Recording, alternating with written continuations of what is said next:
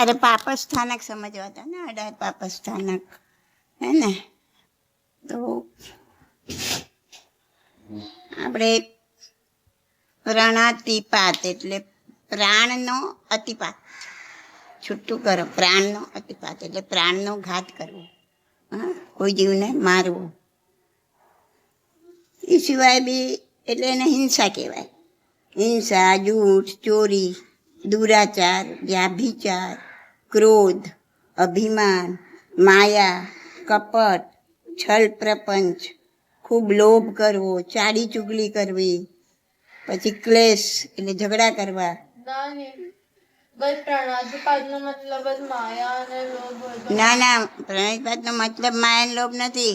આ બધા પાપ છે એ સમજાવું છું, પછી પ્રણાતિપાત સમજાવું છું.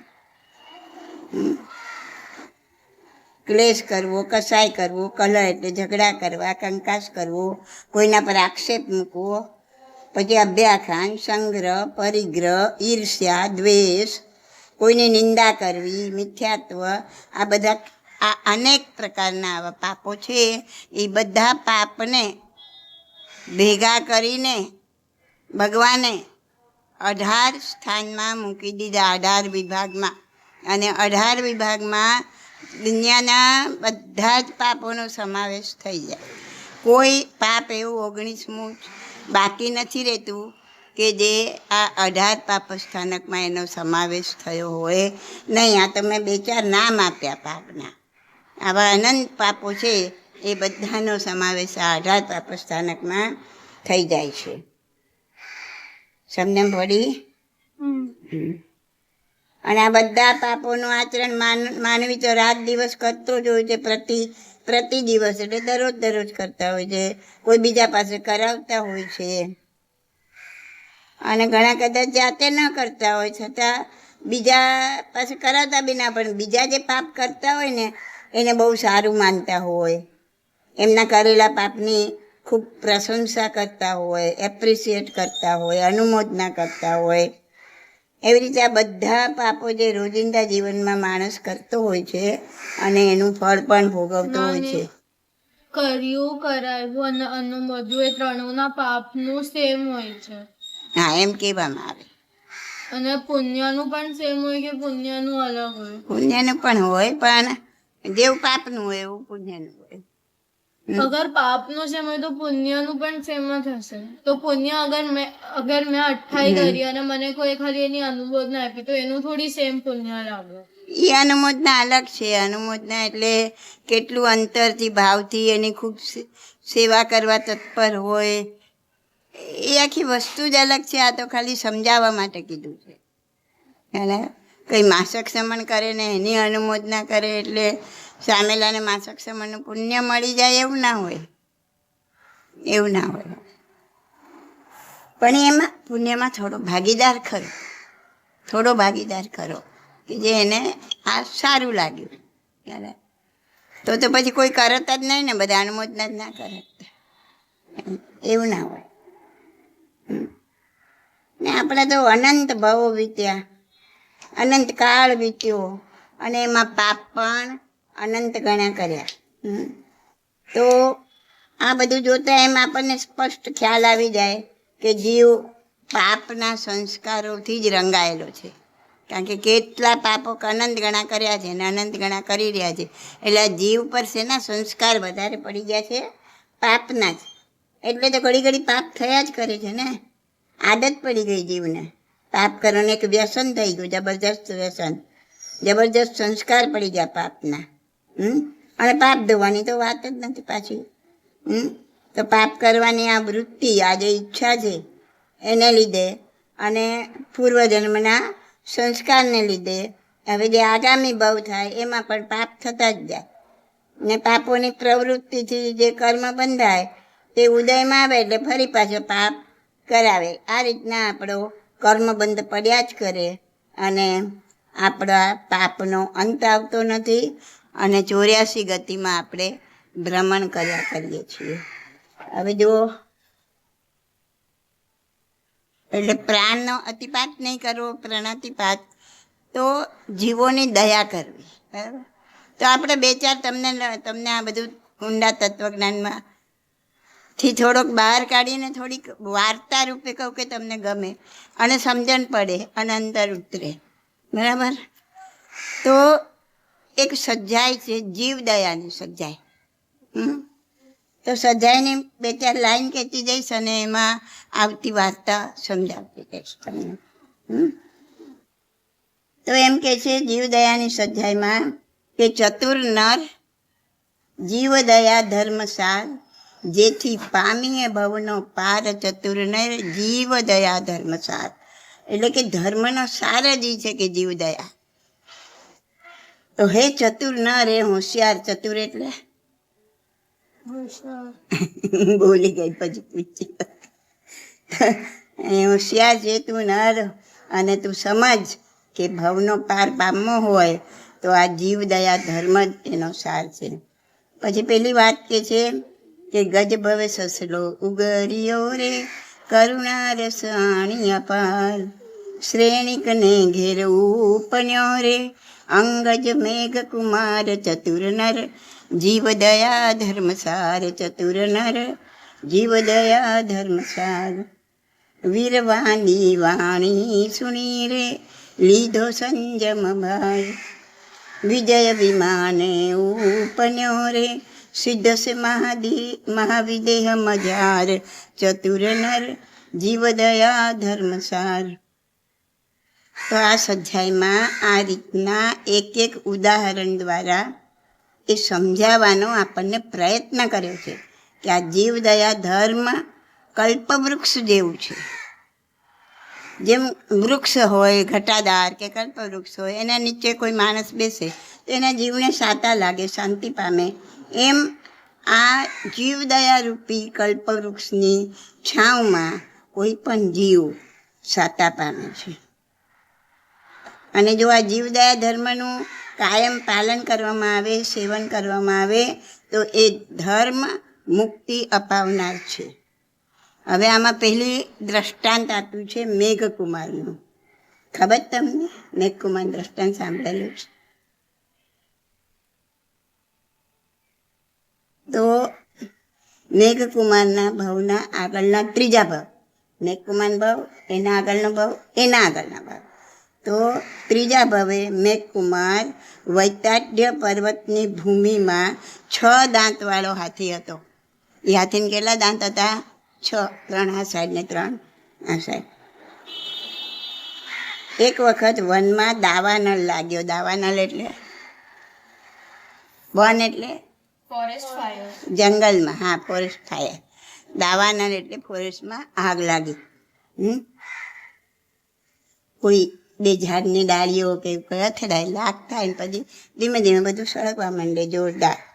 હવે આગ લાગ્યો ને એનાથી ડર પામીને આ હાથી જેને ખૂબ તરસ લાગી હતી એવો હાથી એ કિચડવાળા સરોવરમાં પેઠું. સરોવરમાં કે ત્યાં દલદલ હતું, કિચડ હતું, એને તરસ લાગી હતી. પાણી પણ મળ્યું ને એને કિચડમાં ખૂંપી ગયો. ઘણા બીજા વેરી હાથીઓએ આવીને એને દાંતના પ્રહાર કર્યા. 7 દિવસ સુધી ભૂખ્યો તરસ્યો, ઘણી પીડા અનુભવી અને મરીને વિંધ્ય ભૂમિમાં 4 દાંતવાળો હાથી થયો.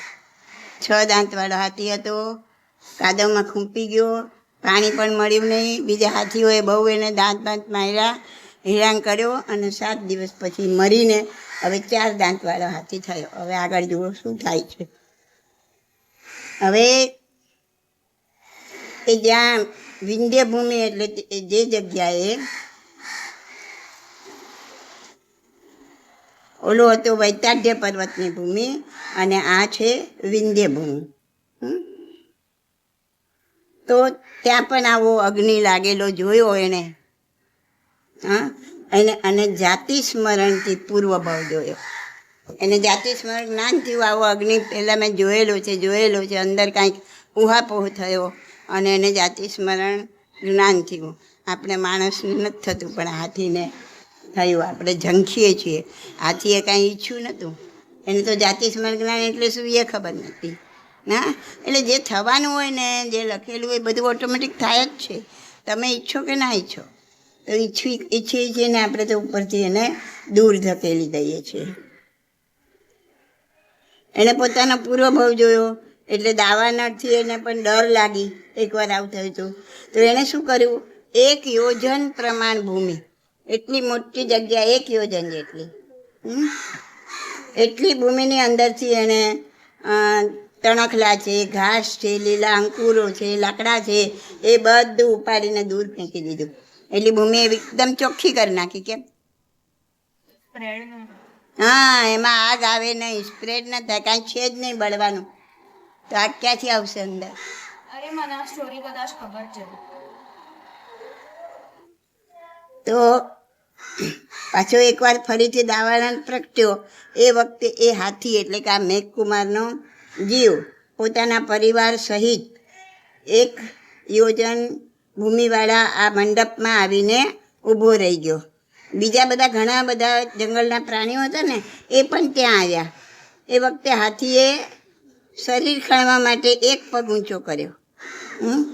તેવામાં એક સસલો બીજી કોઈ જગ્યા ન મળવાથી હાથીના પગને નીચે આવીને ઊભો રહી ગયો. એક સસલો હાથીએ પગ ઊંચો કર્યો ખણવા માટે, 1 પગ. તો એ જગ્યા એટલી છે ને, એમાં એક સસલું આવીને ઊભું રહી ગયું. હવે હાથી પગ પાછો મૂકવા જાય છે,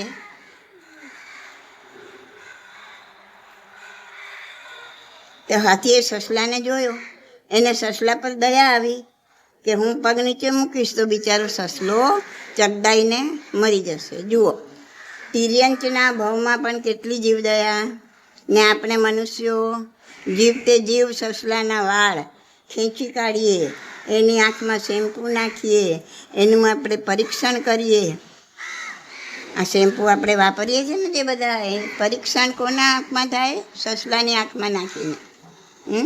અને સસલાને પહેલાં અહીંયા ગળા સુધી બાંધી દેવામાં આવે, પિંજરામાં ફિટ કરી દેવામાં આવે, એટલે એ ભાગી શકે નહીં. પછી એનું ડોકું આમ ઊંચું કરી નાખે, પછી એની આંખમાં શેમ્પૂ નાખે. હવે એની આંખોની રચના એવી છે કે આપણી આંખમાં આંસુ બી આવે, એની આંખમાં આંસુ ન આવે. તો એને એવી કાળી બળતરા થાય તો ઘણા તો એમાં તરફડીને મરી જાય. આપણને તો આ શેમ્પૂ જોઈએ ભાઈ. અને બજારમાં મૂકતા પહેલાં એ લોકોને આવું એક્ઝામિન કરવું પડે શેમ્પૂનું, કે આ કોઈ નુકસાન નથી કરતું ને માનવીના વાળને. તો જુઓ, એ હાથીનો જીવ જુઓ ને આપણો જીવ જુઓ, આપણે કેવા છીએ. કમ્પેર કરતા જજો. પછી આપણે ફરના કોટ, જે આપણે ફોરેનના ને બધા આવે છે ને, ફરના કોટ પહેરવાના. પછી પર્સ, આ બધું બનાવવા માટે આપણે જીવતે જીવ એ લોકોની ચામડી ઉતારી નાખીએ, જીવતે જીવ મારી નાખીએ. જરા વિચાર કરો કેટલી હદે આપણું લેવલ નીચે ઉતરી ગયું છે. ને છતાં કહીએ અમે તો જૈન. હવે આપણે આ હાથીને જૈન કહીએ કે આપણી જાતને જૈન કહીશું? કોને જૈન કહીશું? 2.5 દિવસ સુધી દાવાનળ ચાલ્યો, 2.5 day. પછી શાંત થયો. ત્યાં સુધી આ હાથીએ પગ ઊંચો રાખ્યો, તેથી પગ અકળાઈ ગયો. બોલો, આપણે આ કન્ડિશનમાં હોઈએ માણસ તરીકે બી, અને એમ થાય કે પગ નીચે મૂકવાથી આ જીવ મરી જશે, છતાંય આપણે કાંઈ 2.5 દિવસ સુધી પગ ઉપર કરી રાખવાની ક્ષમતા છે આપણામાં? આ હાથી હતો, એને 2.5 દિવસ સુધી પગ ઊંચો રાખ્યો. અને એ તો કેટલો વજનદાર આપણા પ્રમાણમાં. એના 2 પગના વજન જેટલું આપણું વજન હોય ખાલી. તો 2.5 દિવસે દાવાનળ શાંત થયો ત્યાં સુધી હાથીએ પગ ઊંચો રાખ્યો, એટલે પગ શું થઈ ગયો? આમ અકળાઈ ગયો એકદમ. અને એનું શરીર પણ જાડું હતું, તેથી જેવો પગ નીચે મૂકવા ગયો કે ત્યાં પોતે નીચે પટકાઈ ગયો. ઘણી વેદના ભોગવી, મૃત્યુ પામ્યો. પણ જીવદયાનો પરિણામ હતો. એ પરિણામથી, એ ભાવનાથી મગધ દેશમાં રાજગૃહ નગરમાં શ્રેણિક રાજાની રાણી ધારિણીની કુક્ષીએ પુત્ર રૂપે ઉત્પન્ન થયો. એટલે કે શ્રેણિક રાજાનો પુત્ર બન્યો મેઘકુમાર. તે જ આ મેઘકુમાર રાજા, તેમણે મહાવીરની દેશના સાંભળી વૈરાગ્ય પ્રાપ્ત થવાથી દીક્ષા અંગીકાર કરી, નિર્મળ ધ્યાન વડે આયુષ્ય પૂર્ણ કર્યું અને અનુત્તર વિમાનમાં દેવ પણ ઉત્પન્ન થયા. હવે ત્યાંથી ચવી મહાવિદ્ય ક્ષેત્રમાં મનુષ્ય પણ પામી મોક્ષે જશે. જો આ દ્રષ્ટાંત દ્વારા તમે જોયું કે એક ચિરંતના ભાવમાં કરેલી આટલી જીવદયાએ મેઘકુમારના જીવને કેવું પુણ્યાનુબંધી પુણ્ય બંધાવ્યું કે જે એને મોક્ષ સુધી પહોંચાડશે. ખ્યાલ આવ્યો? કેવો અનુબંધ એને બાંધ્યો કે જેથી બંધ તો પુણ્યનો હતો જ, એટલે તો એ રાજાના દીકરા થયા, અને પાછો અનુબંધ પણ પુણ્યનો હતો. ભાવના પણ અંદરની સારી જ હતી સસલાને બચાવવાની. હા, તો જ અઢી દિવસ સુધી એને પગ કેવી રીતના ઉપર રાખ્યો હશે, ખાલી વિચાર કરો. અદ્ધર કેવી રીતના રાખ્યો હશે. તો અનુબંધ પણ પુણ્યનું પડ્યું, અને એ પુણ્યાનુબંધી પુણ્ય એને ક્યાં પહોંચાડશે? છેક મોક્ષ સુધી પહોંચાડશે. સમજમાં આવ્યું? હવે બીજી કડી જોઈએ. ગમે છે ને આગળ કહું ને? નેમ પ્રભુ ગયા પરણવારે, સુણી પસુડાનો પુકાર, પસુડાની કરુણા ઉપની રે, તજી રાજીમાતી નાર ચતુર નર, જીવદયા ધર્મસાર ચતુર નર, જીવદયા ધર્મસાર.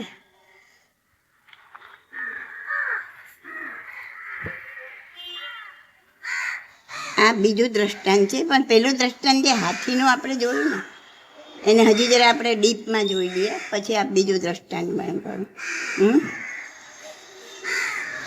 જો ડીપમાં જાઓ ને તો ખબર પડશે ભગવાને એક એક વાતમાં કેવું તત્વજ્ઞાન પીરસ્યું છે. જુઓ, 6 દાંતવાળા હાથીના ભાવમાં પણ મેઘકુમારના જીવે કેટલી વેદના સહી. એમાં ખૂંપી ગયો તો એ, અને એને જે બધા હાથીઓએ દાંત મારે એટલે એને વેદના તો સહન કરી જ ને. હા, કાદવમાં ખૂંપવું, ભૂખ્યા તરસ્યા, બીજા હાથીઓના દાંતનો પ્રહાર સેવવો, પણ આ એની અકામ નિર્જરા હતી. સમજણ પડી? કાંઈ પડી? શું સમજણ પડી? કયો? અકામ નિર્જરા એટલે જે કર્મોની નિર્જરા થાય પણ આપણે જાતે નથી કરતા. શાબાશ, પોતાની ઈચ્છાથી નથી કરી. 6 દાંતવાળા હાથીના ભવમાં મેઘકુમારના જીવે પણ આટલો બધો ત્રાસ સહન કર્યો તો પણ એની ઈચ્છાથી નહીં, એના મનથી નહીં. ખ્યાલ આવ્યો? તમારી ઈચ્છા, તમે ઉપવાસ કરો છો તમારી ઈચ્છાથી કરો છો, તમને કોઈ ખાવા નથી મળતું નથી કરતા એવું નહીં, તો એ સકામ નિર્જરા થાય. કામ એટલે ઈચ્છા, ઈચ્છા સાથે.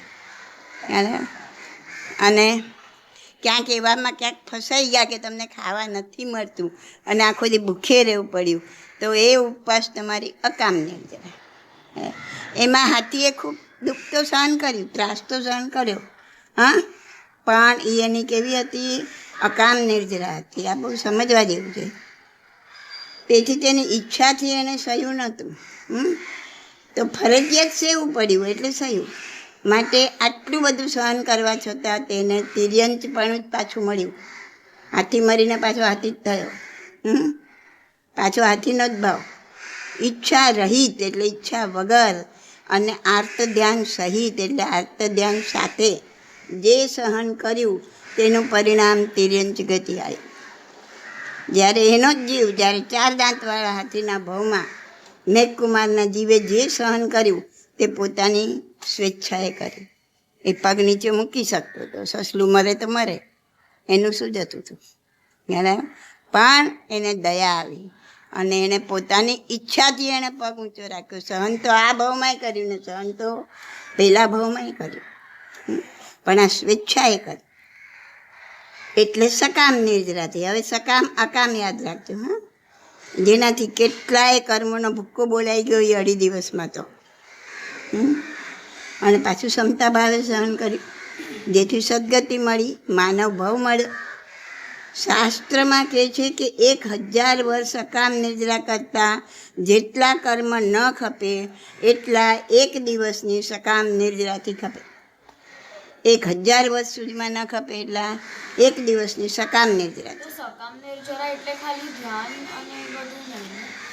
જે તમે ક્ષમતા ભાવે સહન કરો છો, તમે તમારી ઈચ્છાથી જાણીને સમજીને કમ્પલસરી મતલબ નહોતું. આપણે આજે બીજા તપ બી કર્યો છે જેમ કે ઉપવાસ અને એ બધું એ હા. બી સકામ નિર્જરા જ કહેવાય. હા, એટલી સકામ નહીં જરા, પણ પછી અંદરના ભાવ પ્રમાણે પાછો અનુબંધ ખોટો પડી ગયો તો ગયા કામથી. જો ભાવ બી શુદ્ધ છે અને અનુબંધ સારો પડી ગયો અને તમે બંધ પણ સારો પાડે છે તો જીવ બાજી જીતી જાય.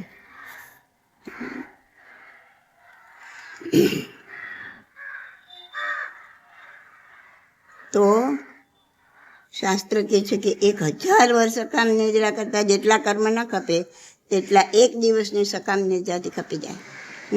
આ તો ખાલી સમજવા માટેના આંકડા આપ્યા છો. ખરેખર આંકડા એવા નથી. કહેવાનો મતલબ એ છે કે અનંતા કર્મો જે અકામ નિદ્રા કરતાં 1000 વર્ષે જે કર્મ ખપે એના કરતાં પણ અનંતા કર્મો સકામ નિદ્રાથી એક દિવસમાં ખપી જાય. તો જોયું, 4 દાંતવાળા હાથીની સકામ નિર્જરા પ્લસ દયાભાવ પ્લસ ક્ષમતા ભાવ, જેના દ્વારા એ ફટાફટ મોક્ષની સીડી ચડી જશે. સમજમાં આવ્યો આ જીવદયાનો મતલબ? મતલબ હમણાં એમનો જીવ ડેવલપ ના હા, અનુત્તર વિમાનમાં દેવ પણ ઉત્પન્ન એટલે 33 સાગરોપમનું અનુત્તર સર્વાસ એટલે 33 કે 31, 31, 32, 33 એટલા સાગરોપમનું આયુષ. જીવદયા જો અગર કોઈ બે જણના વચ્ચે ઝઘડો થયો અને મેં અગર આની સાઈડ લીધી અને મેં એના પર દયા કર્યો અને બીજા પર દ્વેષ કર્યો તો પણ એ જીવદયા ક્યાંથી થઈ? ના, દ્વંદમાં કશું ના મળે. એ દ્વંદ છે દયા ક્યાંથી થયું? તો ના જ થયું ને. એક જીવ પર દયા થઈ બટ એ જીવ દયા થઈ બટ બીજા જીવ પર દ્વેષ આવ્યો. હા, એટલે તે દ્વેષ આવ્યો એ દ્વેષના કર્મ બાંધ્યા અને પાપ કર્મ બાંધ્યા, અને જે દયા થઈ એ પુણ્ય કર્મ બાંધ્યા, બેઉ બાંધ્યા. જે કરો એનું એવું જ ફળ તમને મળી જાય. એમાં સરવાળા બાદ બાકી ના થાય કે તે આના પર દયા કરી, ઓલા પર દ્વેષ કર્યો એટલે આમાંથી આ કેન્સલ થઈ ગયો અને બધું ઝીરો થઈ ગયું, ન્યુટ્રલ. એવું ક્યારે બને નહીં. ને એવું બનતું હોય તો ક્યારે જીવ ફટાફટ મોક્ષે પહોંચી ગયો હોત. એટલે એ નથી બનતું. હવે આપણે બીજું ઉદાહરણ જોઈએ, નેમ પ્રભુનું. બરાબર, એ બી તમને ખબર છે, પણ છતાંય એના ડીપમાં જે જાણવાનું છે એ તમને અહીંથી જાણવા મળશે. તમને ખાલી વાત ખબર હશે, એનું ડીપનેસ. હવે આજે ડિસ્કશન કર્યું આપણે 6 દાંતવાળા હાથીની અકામ નિદ્રા સકામની, એ ક્યાંય નહીં સાંભળ્યું. તમે 10 જગ્યાએ વાર્તા વાંચી હશે, પણ આ વસ્તુ નહીં જાણી. અને આ વસ્તુ જાણો તો એ વાર્તાનો કાંઈ મતલબ નહીં. તો કોઈ ખાલી વાર્તાનો કોઈ મતલબ નથી રહેતો. એવી વાર્તા તો ઘણીએ મળે જાણવા. તો નેમ પ્રભુનું જીવદયાનું ઉદાહરણ લઈ હવે કે એ રાજુને પરણવા જાય છે. નેમકુમારની સાથે કોના મેં કીધું છે, કયા રાજાના એ કઝિન બ્રધર હતા? મને નામ યાદ નથી એક પણ. કૃષ્ણ ભગવાનના. એમ તો યાદ હતું ને, કોઈકના કઝિન બ્રધર હતા, હે ને? નેમનાથ ભગવાન કૃષ્ણ મહારાજાના કઝિન બ્રધર, એટલે બંને એક સમયમાં થયા. એ સમયમાં જ થયેલા છે. અને રાજુલને પરણવા જાય છે. વરઘોડો લઈને, રથમાં બેસીને, અને ત્યાં નજીક આવે છે એમના રથ મહેલની, અને એમને પશુઓનો પોકાર સુણાય છે. તમે જ કહી દીધી આ સ્ટોરી. હા, સ્ટોરી તો ઘણી કીધી હશે મેં. એનું જે સમજણ આમાંથી લેવાની છે, તો એમને હૃદયમાં ખૂબ કરુણા ઉપજે છે. એમને એમ થાય છે કે એક સ્ત્રીને કારણે આટલા પશુઓનો ઘાત. ના, નહીં કે છે સારથી રથ પાછો વા. ઇતિહાસમાં આવું દ્રષ્ટાંત અજોડ છે. ઇતિહાસ ખબર છે ને? હિસ્ટ્રીમાં આવું એક્ઝામ્પલ ના મળે. દ્રષ્ટાંત એટલે એક્ઝામ્પલ, અજોડ એટલે એના જેવું, એની કોઈ જોડ નહીં, યુનિક. હવે આ પશુઓ જ્યારે સાંભળે છે ત્યારે એ લોકો કેટલા હર્ષ ગેલા બની જાય છે. પશુઓની વાતો સાંભળવી છે. પશુની જોડે શું વાતો કરે છે એ લોકો. હા, કવિ કલ્પના કરે છે આ બધી. હરણલાને કહે છે કે હવે તું કાં પોકાર કરે છે, નેમ કુમાર આવ્યા છે, આપણે છૂટી જઈશું. સાબરીને કહે છે, આ એનિમલનું નામ છે સાબર. ત્રિભુવન તાત આવ્યો છે. ત્રિભુવન એટલે ત્રણેય ભુવનનો, તાત એટલે તાતમાત પિતા, ત્રણેય ભુવનનો નાથ, ત્રણેય ભુવનનો બાપ એ આવ્યો છે. હવે તો આપણે આપણા જાયાને જોઈ શકીશું. આપણા જાયાને, જાયા એટલે આપણા બચ્ચાઓને, જેને જન્મ આપ્યો એને જાયા કહેવાય.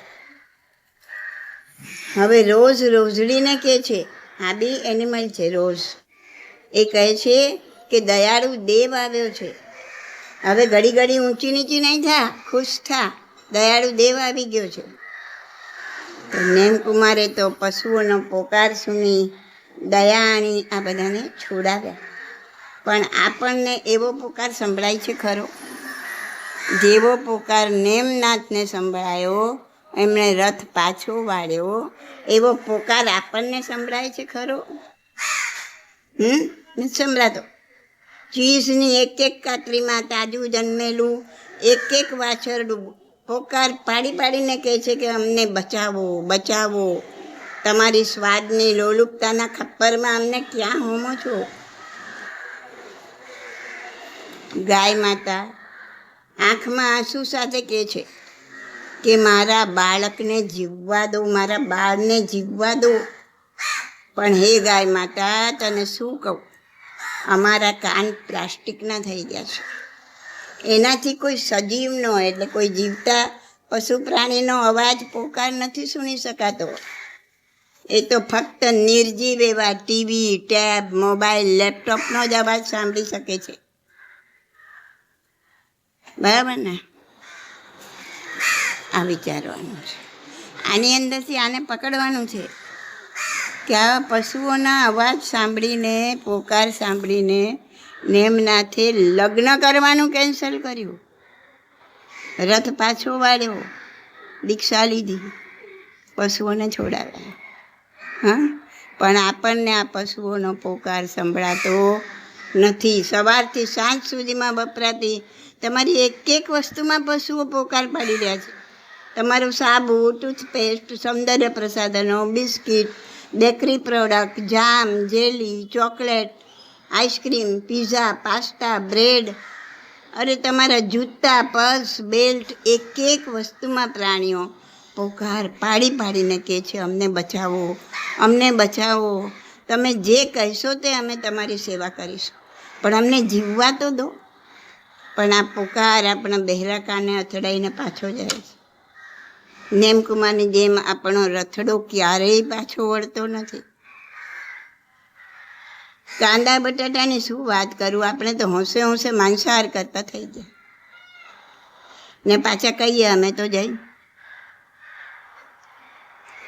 તો કે છે, હે માનવ, તું તારું અને સર્વનું કલ્યાણ ઈચ્છતો હોય તો તારો રથડો પાછો વાળ માનવ, તારો હિંસાનો રથડો પાછો વાળ.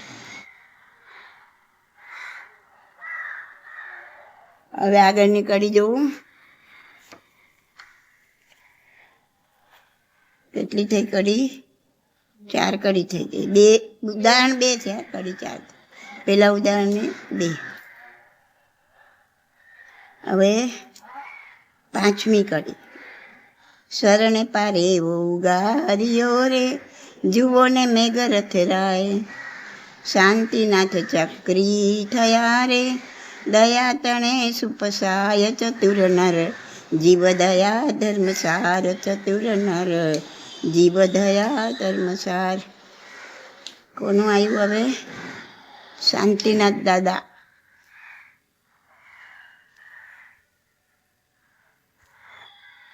એમના તો આ જીવદયાની સ્વાધ્યાયમાં આ ઉત્કૃષ્ટ ઉદાહરણ છે મેઘરથ રાજાનું. પહેલાં કીધું એ અલગ, આ અલગ છે. ઈશાન ઇન્દ્ર દેવલોક છે ને, પહેલું દેવલોક સોહમ ઇન્દ્ર અને આ ઈશાન ઇન્દ્ર. તો ઈશાન ઇન્દ્રે દેવોની સભામાં મેઘરથ રાજાના જીવદયાના ગુણની ભરપૂર પ્રશંસા કરી. દેવોની સભા હોય, ઇન્દ્ર મહારાજે સમજાવતા હોય, કંઈ બોલતા હોય, એમાં એમણે મેઘરથ રાજાના જીવદયા કે એના જેવી જીવદયા કોઈની નહીં ખૂબ પ્રશંસા કરી. કે આ રાજા કદી પણ ધર્મથી ચડે એવા નથી, ધર્મથી ચલિત થાય એવા નથી. હવે આ સાંભળીને માસુર નામનો એક દેવ, એને થયું કે ઇન્દ્ર જેની પ્રશંસા કરે છે તે જોવું તો ખરો કંઈ કેવો છે. માટે તે સિંચાણાનું રૂપ દાન કરે છે. એક સિંચાણાને ઇંગ્લિશમાં શું કહેવાય, એક પક્ષી છે મોટું ઉડવાવાળું. હા, ઈગલ જેવું, ઈગલ જ હશે. હા, હવે સિંચાણાના મોઢામાંથી છટકીને એક પારેવડું એટલે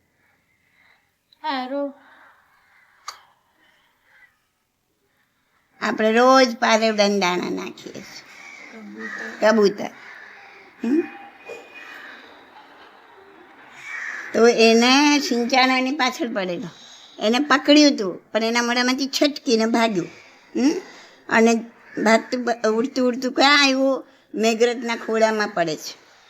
આવીને મેઘરથ રાજા બેઠા જ એના ખોળામાં એ કબૂતર પડે છે ને કહે છે કે હે રાજા મને બચાવો, હે રાજવી મને બચાવો, આ સિંચાણો મને ખાઈ જશે. સિંચાણો શું કહે છે, હે રાજવી આ મારો આહાર છે, મેં એને પકડ્યું છે, આ મારો આહાર છે, મને આપી દો.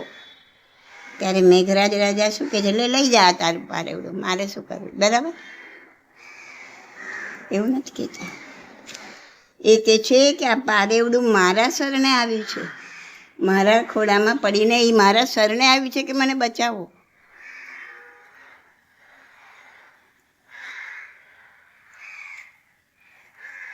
એટલે હું તને નક્કી આ પારેવડું નહીં આપું, કેમ કે એ મારા શરણે આવ્યું છે, પણ હું તને બીજું માંસ મંગાવી દઉં, તેનો તું આહાર કર, તારે ખાવું જ છે ને, તને બીજું માંસ આપી દઉં. આ પારેવડું તો મારા શરણે આવી જાય, તો હું તને નહીં જ આપું, તને બીજું માંસ મંગાવી દઉં, તું ખાઈ લે. પણ સિંચાણો કહે છે કાં તો મને આ પારેવડાનું માંસ જોઈએ, કાં તો તારા શરીરનું.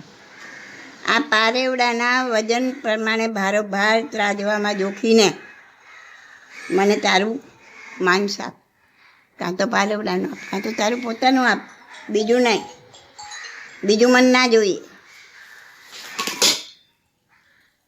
મેઘરથના દિલમાં તો જબ્બર જીવદયા હતી, તો એને ત્રાજવાના એક પલ્લામાં પારેવડાને મૂક્યું અને બીજા પલ્લામાં કાપીને પોતાનું માંસ મૂકતો ગયો, પોતાનું માંસ કાપીને એમાં મૂકતો ગયો. જુઓ કેવી જીવદયા. આ પ્રણાતિપાતનું વર્ણન કરું છું, પહેલું પાપ. એના વર્ણનમાં મેં આ સજ્જાઈ પસંદ કરી કે જેથી તમને ગમે બી ખરું અને સમજમાં પણ આવે. બરાબર ને? તો એક પલ્લામાં પારેવડાને મૂક્યું અને પારેવડાના વજન જેટલું માંસ જોતું હતું ને, પોતાના પગમાંથી માંસ કાપીને મૂકતો ગયો. પણ આ તો બધા આ શું હતા? દેવ હતા, દેવ માયા હતી આ તો. એટલે એક અંશ પણ ત્રાજવું નમે નહીં. હા, ઓલો આપણે માંસ મૂકતો જાય, મારું ત્રાજવું નમે જ નહીં. પારેવડાના વજન ઓલો વધારતો જ જાય પારેવડાને. હા, તો બધી જ આખી સભા બેઠી હતી, બધા મહાજન બેઠા હતા. એ રાજાને વિનંતી કરે છે કે પારેવડાને ખાતર શું કામ તમારા દેહને કાપો છો? પણ રાજવી કહે છે હું મારા જીવને સાથે પણ જીવ દયા કરીશ, હું મારો જીવ આપી દઈશ પણ જીવ દયા કરીશ. ને રાજવી પોતે જ ત્રાજવામાં બેસી ગયા. હવે પોતે જ બેસી ગયા અને સિંચાણાને કહે છે લે આ મારો દેહ, ભાવે તે ખા, તને જેટલું ખાવું હોય એટલું ખા. તો પોતાના જીવથી પણ એને પારેવાને અધિક ગણ્યો. એટલે ઓલા દેવ પ્રગટ થયા. સિંચાણો પણ દેવ માયા હતી ને આ પારેવડું પણ દેવ માયા જ હતી. એના વૈક્રિય શરીરથી આ શરીર બનાવ્યા હતા એમને. ત્યાં દેવ પ્રગટ થયો, ક્ષમા માંગી અને કહે છે કે ઇન્દ્રે જેવી પ્રશંસા કરી હતી તેવો જ તું છે. મેઘરથની કાયા સાજી કરી દેવે, એને પોતાનું માંસ કાપ્યું હતું ને એ પોતાને દેવે એને સારો કરી દીધો, સાજી કરી દીધી અને દેવ પોતાને સ્થાને ગયો. તો કે છે અહો હો કેવી ઉત્કૃષ્ટ જીવદયા, જેનો જોટો ન જડે ક્યાંય, જેને લીધે મેઘરથ રાજા 2 પદવી પામ્યા, ચક્રીપણું અને તીર્થંકરપણું. કયા ભગવાન હશે? કયા તીર્થંકરનો જીવ? શાંતિનાથ દાદાનો જીવ હતો. તો મેઘરથ રાજા એટલે શાંતિનાથ દાદાનો 10મો ભાવ. આ વાર્તા વાંચી મનમાં પ્રશ્ન થાય છે કે શું ખરેખર આપણે આ મહાત્માઓના સંતાન છીએ? આપણે આવા મહાત્માઓના સંતાન છીએ? ક્યાં એ પારેવડા માટે જીવ આપનાર ને ક્યાં આપણે પોતાના માટે અનેક પશુ પક્ષીનો જીવ લેનાર?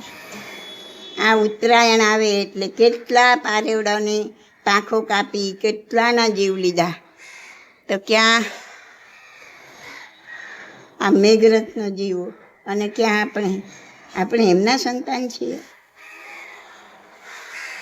તો આ બધું ઉતારવાનું મનમાં, અને આપણાથી જેટલી બને એટલું જીવદયા કરો તો આ પહેલાં પ્રથમ પાપસ્થાનક પ્રાણાતિપાતમાંથી આપણે થોડા બહાર નીકળી શકીએ.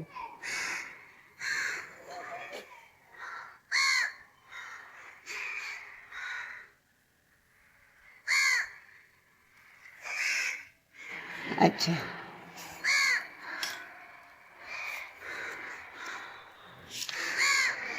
એ આગળ જોઈએ સ્વાધ્યાયમાં શું કે છે. બરાબર, આગળ જોઈએ. કેટલી 5 કડી થઈ હતી ને? માસ ખમણ ને પારણે રે, ધર્મ રુચિ અણગાર, કીડીઓની કરુણા ઉપની રે, કીધો કડવા તુંબાનો આહાર ચતુર નર, જીવદયા ધર્મસાર ચતુર નર, જીવદયા ધર્મસાર. હવે આ કોનું ઉદાહરણ આવ્યું? ધર્મ રુચિ અણગારનું. અણગાર એટલે અણગાર સાધુ, અણગાર. તો ધર્મ રુચિ મહાત્મા એમ વિચારે છે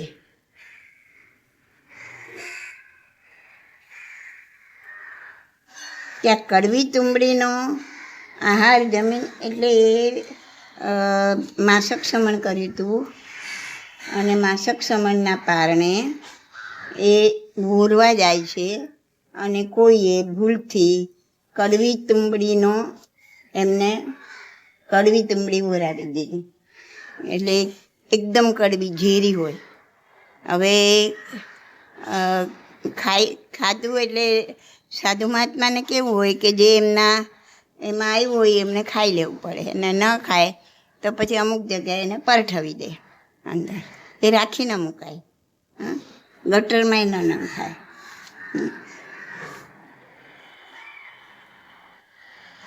તો એ જે પરઠવા જાય છે એ જગ્યાએ જુએ છે કે કેટલી બધી કીડીઓના નગર છે, કીડીઓના નગારા છે. તો એ વિચારે છે કે આ કડવી તુંબડીનો આહાર જો જમીનમાં પરઠવીશ તો કેટલી કીડીઓ મરી જશે. એને હું અહીંયા નાખીશ તો કેટલી બધી કીડીઓ મરી જશે. એક ટીપું પડે છે ને નીચે, એક ટીપું, તો એનાથી કેટલી બધી કીડીઓનો સંહાર થઈ ગયો. એવું ઝેરી હોય કડવું તુંબડું. તો કીધું હું આ બધું અહીંયા પરઠવીશ તો આનાથી તો કેટલી બધી કીડીઓ મરી જશે. જો એક ટીપાથી આટલી કીડીઓ મરી જાય છે તો એને દિલમાં એકદમ કરુણા ઉપજે છે. કોના માટે? કીડીઓ માટે. તો શું કરે છે? પોતે જ કડવી તુંબડીનો રસ પી જાય છે ત્યાં ત્યાં ઊભા ઊભા.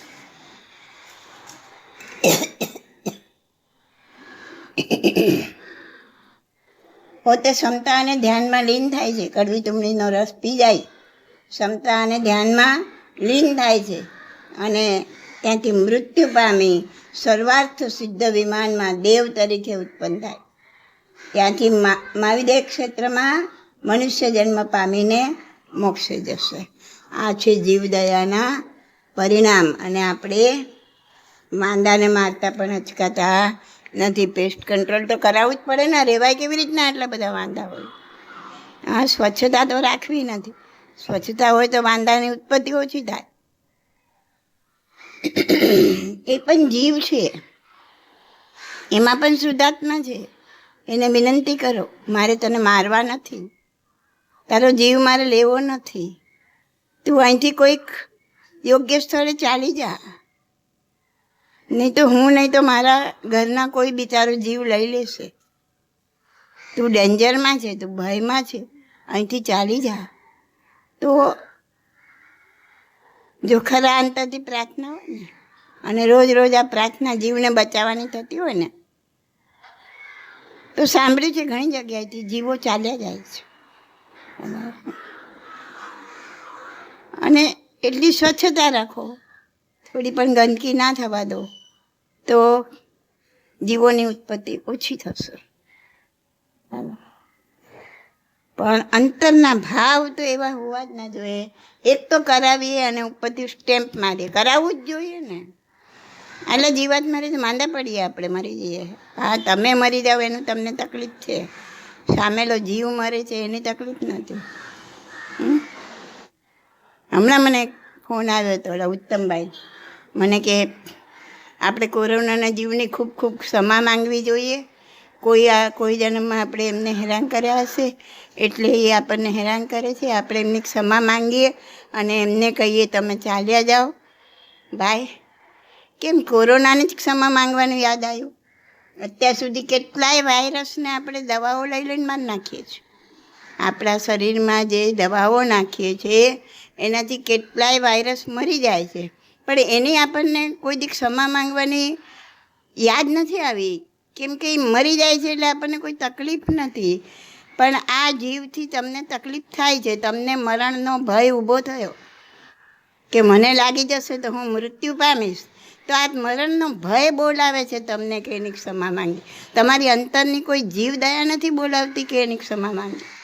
જો તમારા અંતરની કોઈ જીવ દયા એમ બોલતી હોય ને તો બરાબર છે કે જીવની ક્ષમા માંગી. પણ આ તો અનુબંધ ખોટો.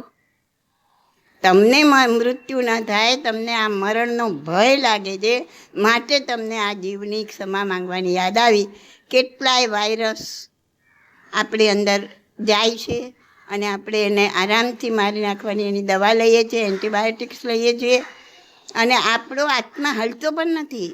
તમે લ્યો છો ઠીક છે, કરો છો ઠીક છે, પણ આત્મા કોઈ દી હલ્યો કે મેં આટલા બધા જીવને મારી નાખીશું મારા શરીરમાં? હા, ના, હલતો બી નથી, યાદ બી નથી આવતું એની ક્ષમા માંગવાનું જીવને. હા, ટીકડી મોઢામાં મૂકતા પહેલાં આ ઝેર હું આ જીવોને આપી રહ્યો છું, તો હું એની ક્ષમા તો માંગું, જે મારી અંદર જ છે. એ બી યાદ નથી આવતું. તો આજે કેમ યાદ આવ્યું કોરોનાની ક્ષમા માંગવાનું? મરણનો ભય. તો દરેક વસ્તુના ઊંડાણમાં જાઓ અને ઊંડાણમાં જઈને આ જીવદયા ધર્મને જો આત્મસાત કરો તો એ મોક્ષ સુધી પહોંચાય. વધારે કાલે